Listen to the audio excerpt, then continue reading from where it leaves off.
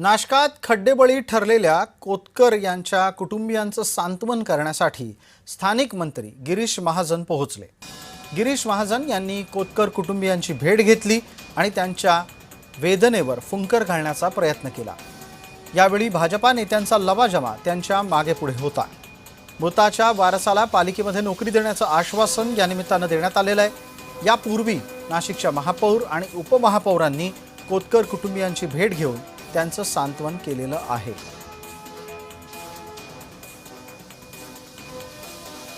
कोतकर कुटुंबियांकडे मी आल्याच त्या ठिकाणी जाऊन आलो की खरं अतिशय मोठं दुःख त्यांचं त्या ठिकाणी आहे। लहान 5 वर्षाची मुलगी आहे, आता 7-8 वर्षापूर्वी त्यांचं लग्न झालेलं होतं, पण त्यांचा उदरनिर्वाह तो काही फार ते काही मोठे घरचे पैशावाले नाहीत किंवा फार मोठा उद्योग व्यवसाय त्यांचा अतिशय छोटासा उद्योग त्यांच्यासाठी गणपती बनवायचा वगैरे काहीतरी आहे त्यांनी मला सांगितलेलं आहे।